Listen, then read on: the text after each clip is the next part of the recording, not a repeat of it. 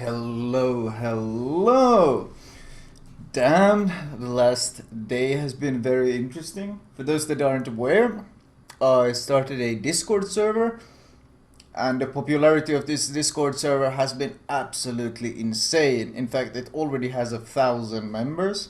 So, welcome to all of you. I'm really glad to see people are finding new division mates and like new friends to play with and such. And overall, the amount of conversation going on in this Discord has been absolutely insane. So I'm really happy to see that this little initiative has kicked off this strongly and this successfully, so to say, and that people are in general enjoying themselves. Anyway, moving on to today's commentary. Today I'll be featuring the Montana. I figured since yesterday was the Yamato, I might as well take the USN counterpart, which is of course the Tier 10 battleship in the American line. Now, surprisingly, or perhaps not so surprisingly, my build on the Montana is actually identical. I really tried thinking of something that would make them different, or anything that would make it stand out, or anything that would work better on the Montana than it worked on the Yamato. But ultimately, they kind of have the same strengths, even if the Yamato is of course better at these things, but they benefit very much from the same perks. You want the double fighter plane to deal with possible carrier targeting. It's not as important, of course, in the Montana as in the Yamato, considering Yamato, of course, doesn't have quite as good anti-air. But then on the other hand, Yamato has significantly better torpedo belt, which makes him able to tank torpedoes better. And they both still need the help in case they get focused by a carrier. So that one double fighter perk is still pretty much the best perk you can get for any battleship, because the other ones are questionable at the best. And second perk, of course, it's going to be turret traverse. You want that additional turret traverse, even though I am running, of course, the reduced dispersion instead of the faster reload, because when you run the stealth build that I do, opening up for stealth, you of course want increased accuracy and not faster reload, because the whole point of running the stealth build is that you open up from stealth and then you surprise the enemy, and hopefully you really want to land those shells then. So far, so the same. Superintendent, you want that additional heal, of course, and you want the additional fighter plane now as well. Well, it's not as important, well, it's still not very important, but at least this time you can run out of them because of the reduced duration. And you want the stealth, very much the same. AFT is the best defensive perk. Manual AA is really not that valuable on the Montana or US battleships in general, mostly because they have so much of their anti-air on the 40mm Bofors guns that don't benefit from manual AA at all. So, once again, very much the same. I still want vigilance, kind of must have on a battleship, because, well, you want that additional warning on those torpedoes, because the torpedoes are, of course, one of your heavy hard counters. And then we go down, well, we'll cut down to 2 points left, and of course I go adrenaline rush, because getting that reduced reload on these guns is just so fantastic, especially since, unlike the Yamato, you don't run reduced reload, but you run reduced dispersion, which of course means that you have a 30-second reload timer, and being able to cut that down at best even by, well, almost 20% is pretty amazing. I mean, you can reach 24 seconds if you're at, well, a bit more than 24 seconds if you're at 1% HP. So cutting that reload down from 30 seconds to 25 when you're low HP is pretty significant. So I've really tried to find some sort of different build to make the Montana stand out, something that would make it special, but ultimately there really isn't anything. You don't want to invest too heavily in anti-air because there simply isn't enough carriers around. You don't want to invest in secondaries because Montana secondaries are questionable at best. And what does that really leave us? I mean, some sort of super tanky build, but the Montana isn't that tanky. That's the thing. If you want to go tanky build, that's something that's far better suited for both the Yamato and the Grosse Kurfürst. In fact, on the Kurfürst, that's the only T10 battleship that I'm not running this build on, and on the Kurfürst I've been running a far tankier build simply because it's so large and massive and clunky that you kind of want to be able to withstand more punishment than you're able to in the Yamato or in the Montana.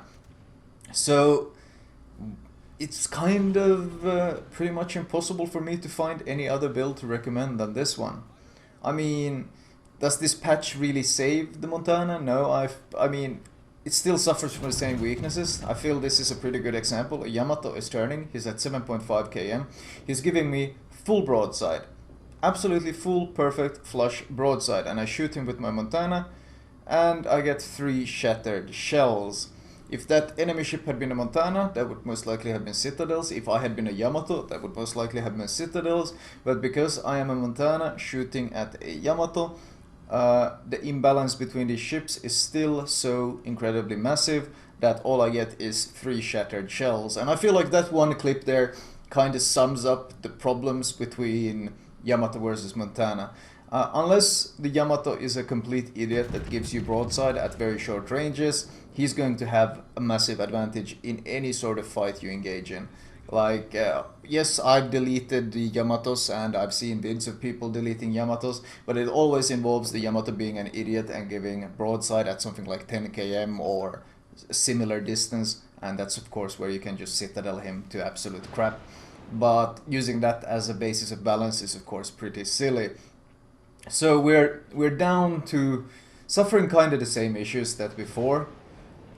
Overall, that still doesn't mean that the Montana is necessarily a weak battleship. As I've said before, if you don't have to face Yamatos, or in general, you don't have to face maybe even Kurfürst. I mean, Kurfürst you can do fairly decent damage to, but you can't really brawl with it because of their invulnerability to citadels. So, as long as you don't have to really deal with the other T10 battleships, it is a very strong ship. Make no mistake about that. As long as you don't have to deal with enemy tier 10 battleships, this ship can be quite a beast. Because, well, you still have 12 hard-hitting guns, and when you run the dispersion mod, they are quite accurate. And you got a great HP pool. The armor is quite decent, significantly better than the Iva's armor. Of course, you still got a fairly high floating citadel for some reason. I really don't understand why, because I don't feel like the Montana really needed that weakness in comparison to the other battleships. But then again, the Yamato suffers from the same thing, but the Yamato armor, of course, isn't quite as susceptible as the Montana armor feels like. Or maybe it's just that you end up facing enemy Yamatos, which makes it feel much more painful than it is. Destroyed the turret on the Zan. I was hoping to actually delete him, but whatever, I took him down to like 1k, so pretty satisfying anyway. Amagi reversing? That's not very intelligent. Kutuzov? Oh, Kutuzov that grounded. Well, that's obviously our priority target here. Now, I'm actually against quite many ships here, which can be a bit troublesome because I got a Kutuzov, Amagi, and Rune in front of me, and there's a Shimakaze. Well, I suspect there's a Shimakaze inside C because C's been capped and we can't spot it. So I have to be pretty careful about how I push here. Ultimately, I could get torped from the right at any point because there's really no spotting around, which is honestly quite a significant threat here. And yeah, I think I'm gonna turn hard left here. It means exposing a bunch of broadside, but ooh, yeah, that hurts. But ultimately it's better than eating a random torp, because it's just not just the torp damage. Oh yeah, speak of the devil, it's not just the damage, it's of course the fact that it forces your repair. Now, looking back at it, I notice here that I should be popping my spotter plane. I should have been popping it to just in case to see those torps earlier, but that's honestly just forgetting it. Simple as that. Rune gives me broadside. That's instant citadels to him. I do quite a lot of damage, honestly, turning away like this. And I got 2 fires on me, so I pop my repair. But I am angled away now, so I'm not too worried anymore, because they kind of have to struggle to do any more damage to me. They can still get fire damage, but consider I'm already sailing away, and the Montana is quite a fast battleship. They're gonna struggle dealing too much damage to me afterwards. I finish off the rune, and I start working on the Amagi. However, I'm giving too much broadside, I feel. Yeah, too much broadside. He's able to pen and do damage here, so I have to angle a bit more. I can't be trading too evenly with him because I have so little HP left. But of course, here you see the effects of adrenaline rush. My reload is down 25 seconds, so it's almost like I'm running the reload mod, but I'm actually running the an improved reload mod, but I'm running the dispersion mod. And when you get chunked this low on the Montana, it actually becomes... It feels pretty damn powerful simply because of this adrenaline rush kicking in, and it's quite enjoyable just how quickly you can use these guns, and it just feels like a much more powerful ship. Well, Amagi gave me too much broadside. Yes, the Amagi does have turtleback, but at this range, when he gives me broadside, you can kind of easily still citadel him. Because there's a difference between him facing Bismarcks and Tirpitzes and actually facing a Montana. Of course, here the lack of penetration becomes a bit of an issue. For example, a Yamato could just aim right at the nose and absolutely delete him, but you struggle to get that same kind of damage out of your guns. Oh, gotta be careful. He still wants to shoot me. I'm honestly just baiting him at this point, seeing if he's gonna commit to a turn or not. He obviously wants to turn away, but I'm kind of baiting him. Wow, I was hoping to actually destroy his guns since he turned them away, get some good penetration through the side of his gun turret. But now he's finally committing to the turn, and that's exactly what I want. He's hoping to make the turn in between my shots, but because not only the reload mod and how slow the Amagi is, there's no way he can make this turn. I aim at the waterline, and dispersion gives me 5 overpens and only 1 pen. That was a bit unfortunate, but he should be pretty much dead at this point. Seeing as he's turning away and his guns are pointed the wrong way, I take this opportunity to turn around myself. I managed to heal up some as well. Well, a lot of the damage I took was fire damage. As I mentioned before, I don't consider fire damage that big of a threat because, well, you can just heal it all back up. Taking the Shimakaze as my primary target here. Much more dangerous than the Amagi is right now, since I'm angled against the Amagi. Oh, and I lose vision just as my reload is coming up. They still have an almost full HP Aiva in the back, and the Kutuzov. Focus the Kutuzov. Out of all of these, I can angle against all of them except for the Kutuzov if he starts spamming HE. So I'll take him as my focus target now. No citadels, but still 3 pens, which means 14k damage. Also destroy the turret. Hopefully my team is able to finish him, considering how low I chunked him. Yes, the Chapayev does finish him off, so that's good. Now they just have, well, I have the Shimakaze and 2 battleships to worry about, but as long as I remain angled, it shouldn't be too much of an issue. Can I bring my back turrets to shoot this guy? No, he's aiming at me. He's aiming at me, and I feel like overturned a bit here. Yeah, I'm giving way too much broadside here. Yep, instant 15k damage because I gave too much broadside. I wanted to use my back turrets. I had the HP pool and I got greedy. I was hoping I'd be able to punish him because he's giving a lot of broadside. But ultimately, it wasn't really worth it. So I'm just gonna pretend like the back turrets don't exist for now and just focus on the front turrets.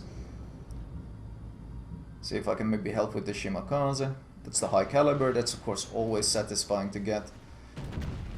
Shimakaze gets killed. Right, back to the Aiva. The game is about to end, which is a bit of a shame because I feel like I got a pretty good position here. This Aiva is about to give me broadside, so I'm waiting for that perfect situation. I only have time for one more volley before the game ends. See if I can maybe delete him. Ah, not quite. Didn't get enough citadels. Only got 2 of them and 3 normal pens. Pretty unfortunate, but that's the way it goes. The game ends soon after though. And, well, a nice amount of money and XP, but then again, I do run the Gamescom camo.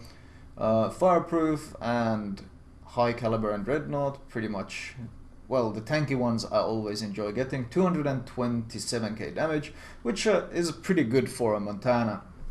You notice, by the way, after the first volley at the Yamato where all my shells just shattered, I kind of just ignored him afterwards and made sure to not really fight him. And that's still how you want to be fighting with the Montana in this current patch.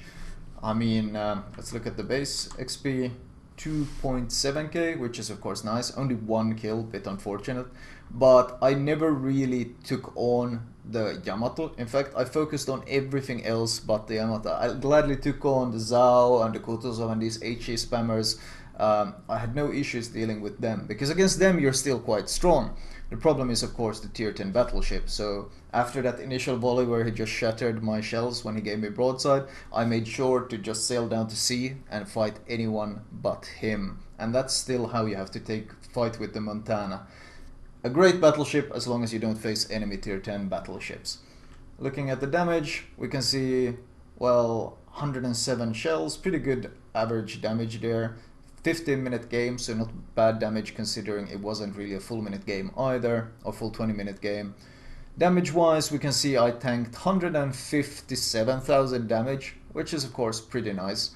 The majority is comprised of HE and fires, as pretty much expected.